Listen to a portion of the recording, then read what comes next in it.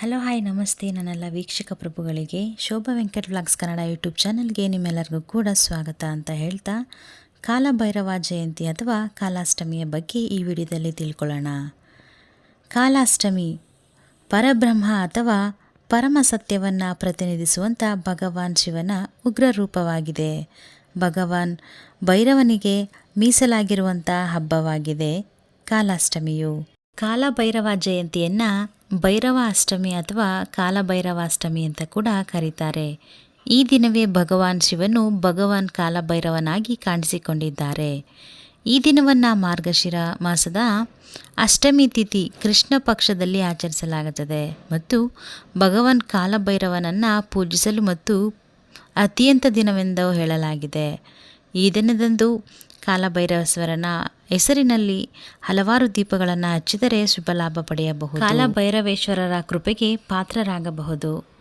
ಈ ದಿನದಂದು ಕಾಲಾಷ್ಟಮಿಯನ್ನು ದೇಶದಾದ್ಯಂತ ಕಾಲಭೈರವ ದೇವಸ್ಥಾನಗಳಲ್ಲಿ ಸಂಭ್ರಮದಿಂದ ಆಚರಿಸಲಾಗುತ್ತದೆ. ಅದರಲ್ಲೂ ವಾರಣಾಸಿಯಲ್ಲಿ ಭಕ್ತರು ಅಷ್ಟಭೈರವನ 8 ದೇವಾಲಯಗಳಿಗೆ 8 ದಿನಗಳ ಯಾತ್ರೆಯನ್ನು ಕೈಗೊಳ್ತಾರೆ.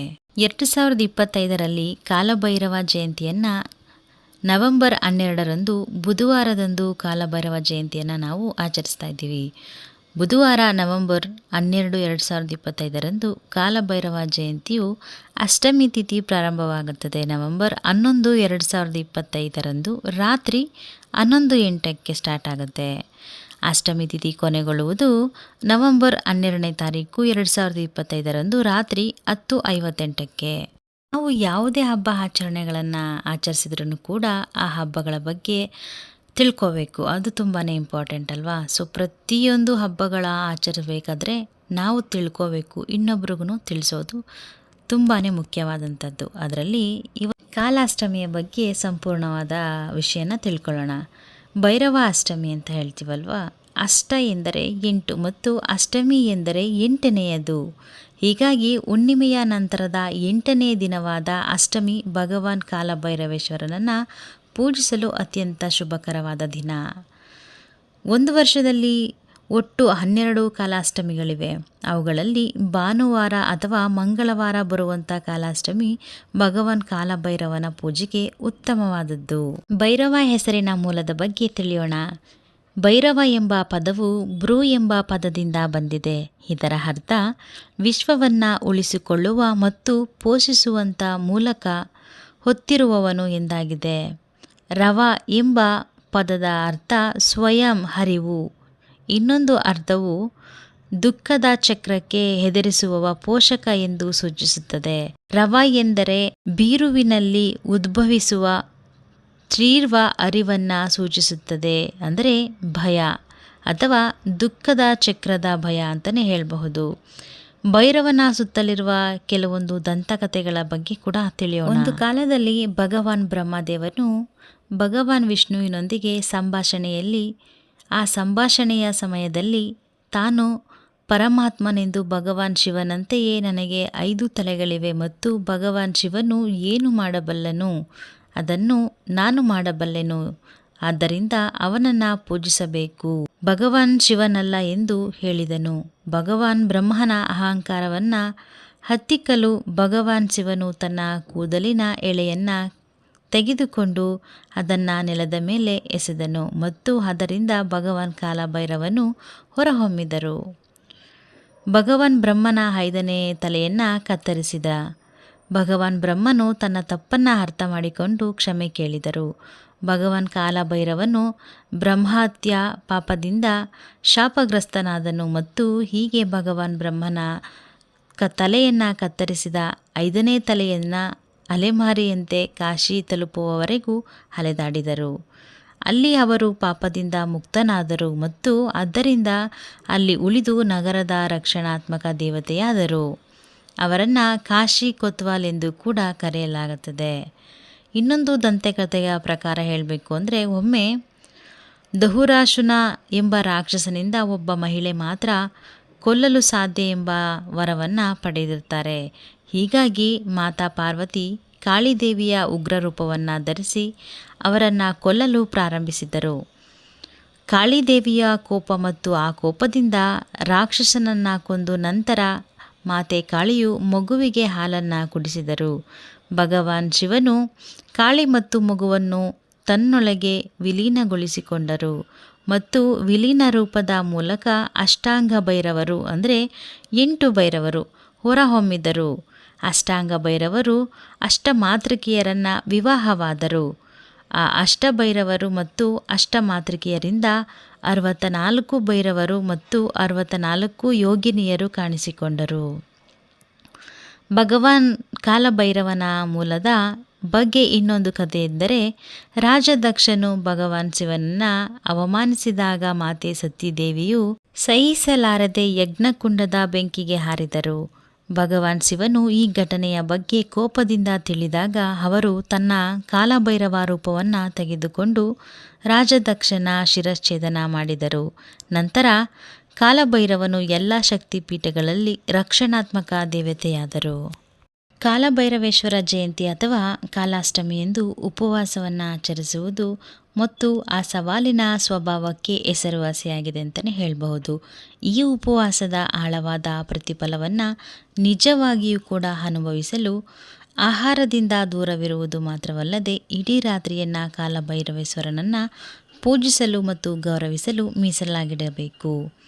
ಈ ಉಪವಾಸದ ಸಮಯದಲ್ಲಿ ಏನನ್ನೂ ಸೇವಿಸದಂತೆ ನೋಡಿಕೊಳ್ಳಬೇಕು. ಅಗತ್ಯವಿದ್ದರೆ ನೀವು ಹಣ್ಣುಗಳು ಮತ್ತು ಹಾಲು ಸೇವಿಸಬಹುದು. ಮರುದಿನ ಕಾಲಭೈರವೇಶ್ವರನ ಪೂಜೆಯೊಂದಿಗೆ ಉಪವಾಸವು ಕೊನೆಗೊಳ್ಳುತ್ತದೆ. ನೀವು ಆಗ ಆ ಉಪವಾಸವನ್ನು ಮುರಿಯಬಹುದು. ಯಾವುದೇ ಹಬ್ಬ ವ್ರತ ಮಾಡಿದ್ರೆ ಅದರ ಪ್ರಯೋಜನಗಳನ್ನು ತಿಳಿದೇನೆ ಮಾಡಬಾರ್ದಲ್ವಾ. ಸೊ ಹಾಗಾಗಿ ಕಾಲಾಷ್ಟಮಿ ವ್ರತದ ಪ್ರಯೋಜನಗಳ ಬಗ್ಗೆ ತಿಳಿಯೋಣ. ಕಾಲಾಷ್ಟಮಿಯ ದಿನದಂದು ಭಗವಾನ್ ಭೈರವನನ್ನು ಪೂಜಿಸುವುದರಿಂದ ಅನೇಕ ಜನರು ಅವರ ಪರಿಹಾರವನ್ನು ಕಂಡುಕೊಂಡಿದ್ದಾರೆ. ಈ ದಿನದಂದು ಉಪವಾಸ ಆಚರಿಸುವುದರಿಂದ ಭಕ್ತರು ತಮ್ಮ ಇಚ್ಛೆಗಳನ್ನು ಈಡೇರಿಸಿಕೊಳ್ಳಬಹುದು ಮತ್ತು ಹೊಸ ಪ್ರಯತ್ನಗಳಿಗೆ ಶುಭ ಫಲಿತಾಂಶವನ್ನು ಪಡೆಯಬಹುದು ಎಂದು ಹೇಳಲಾಗಿದೆ. ಕಾಲಾಷ್ಟಮಿಯ ವ್ರತದಿಂದ ದುಷ್ಟ ಭಯದಿಂದ ಮುಕ್ತಿಯನ್ನು ಪಡೆಯಬಹುದು. ಅಲ್ಲದೆ ಭಗವಾನ್ ಭೈರವನ ದೈವಿಕ ಹಸ್ತಕ್ಷೇಪದ ಮೂಲಕ ತಮಗೆ ಹಾನಿ ಮಾಡಲು ಬಯಸುವವರಿಂದ ಶಾಂತಿಯನ್ನು ಪಡೆಯಬಹುದು. ಈ ಪವಿತ್ರ ದಿನದಂದು ಭಗವಾನ್ ಶಿವನನ್ನು ಗೌರವಿಸಲು ಒಟ್ಟುಗೂಡುತ್ತಾರೆ. ಅವರ ದೇವಾಲಯದಲ್ಲಿ ಸುಂದರವಾದ ಅಲಂಕಾರದಿಂದ ಅಲಂಕರಿಸುತ್ತಾರೆ. ಉತ್ಸವಗಳನ್ನು ಮಾಡುತ್ತಾರೆ. ಸಂಜೆ ಆಚರಣೆಗಳನ್ನು ಸಹ ಏರ್ಪಡಿಸಿರುತ್ತಾರೆ. ತಡರಾತ್ರಿಯಲ್ಲಿ ನಿಶಾಕಾಲ ಭೈರವನನ್ನು ಪೂಜಿಸಲಾಗುತ್ತದೆ ಮತ್ತು ಗೌರವಿಸಲಾಗುತ್ತದೆ. ತಂತ್ರದ ಮಾರ್ಗವನ್ನು ಅಳವಡಿಸಿಕೊಂಡವರು ಕಾಲಾಷ್ಟಮಿಯ ಶುಭರಾತ್ರಿಯ ಸಮಯದಲ್ಲಿ ಈ ಪವಿತ್ರ ಜ್ಞಾನವನ್ನು ಪಡೆಯುವಲ್ಲಿ ತೃಪ್ತಿಯನ್ನು ಕಂಡುಕೊಳ್ಳುತ್ತಾರೆ. ಕಾಲಾಷ್ಟಮಿಯ ಆಚರಣೆಯ ಬಗ್ಗೆ ತಿಳಿಯೋಣ. ಭಗವಾನ್ ಶಿವನು ಅನುಯಾಯಿಗಳಿಗೆ ಕಾಲಾಷ್ಟಮಿ ಬಹಳ ಮಹತ್ವವಾಗಿದೆ. ಈ ದಿನದಂದು ಕೆಲವು ಆಚರಣೆಗಳನ್ನು ಆಚರಿಸುವ ಮೂಲಕ ಅನುಯಾಯಿಗಳು ಭಗವಾನ್ ಶಿವನ ದೈವಿಕ ಶಕ್ತಿಯೊಂದಿಗೆ ಸಂಪರ್ಕ ಸಾಧಿಸಬಹುದು ಮತ್ತು ಅವರ ಆಶೀರ್ವಾದವನ್ನು ಪಡೆಯಬಹುದು. ಈ ವಿಶೇಷ ದಿನದಂದು ಆಚರಿಸಬೇಕಾದ ಕೆಲವು ಆಚರಣೆಗಳನ್ನು ನೋಡೋಣ. ಬೆಳಿಗ್ಗೆನೇ ಬ್ರಾಹ್ಮಿ ಮುಹೂರ್ತದಲ್ಲೇ ಎದ್ದು ನಮ್ಮ ದೇಹವನ್ನು ಶುದ್ಧೀಕರಿಸಿಕೊಂಡು ಭಗವಾನ್ ಕಾಲಭೈರವನನ್ನು ಗೌರವಿಸಲು ಒಂದು ವಿಶಿಷ್ಟ ಆಚರಣೆಯಲ್ಲಿ ತೊಡಗಿಸಿಕೊಳ್ಳಬೇಕು. ದೈವಿಕ ಆಶೀರ್ವಾದ ಮತ್ತು ಯಾವುದೇ ದುಷ್ಕೃತ್ಯಕ್ಕೆ ಕ್ಷಮೆಯನ್ನು ಪಡೆಯಿರಿ. ಈ ದಿನದಂದು ಆಚರಿಸಬಹುದಾದ ಮತ್ತೊಂದು ಆಚರಣೆ ಅಂದರೆ ಉಪವಾಸ. ಕಾಲಾಷ್ಟಮಿ ವ್ರತವನ್ನು ನಿಷ್ಠೆಯಿಂದ ಆಚರಿಸುವವರಿಗೆ ಅವರ ಪ್ರಮಾಣದಲ್ಲಿ ಸಮೃದ್ಧಿ, ಸಂತೋಷ ಮತ್ತು ಸಾಧನೆ ಹೇರಳವಾಗಿ ಈ ಶಿವನ ಆಶೀರ್ವಾದ ದೊರೆಯುತ್ತದೆ ಎಂದು ಹೇಳುತ್ತಾರೆ.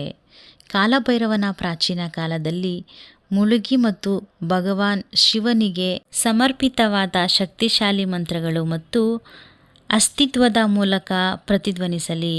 ಹೆಚ್ಚುವರಿಯಾಗಿ ಸಂಜೆಯ ಸಮಯದಲ್ಲಿ ಭಗವಾನ್ ಕಾಲಭೈರವೇಶ್ವರ ದೇವಸ್ಥಾನಕ್ಕೆ ಭೇಟಿ ನೀಡಿ ಹೃತ್ಪೂರ್ವಕ ಪ್ರಾರ್ಥನೆಯನ್ನು ಸಲ್ಲಿಸುವುದು ಯೋಗ್ಯವಾಗಿರುತ್ತದೆ.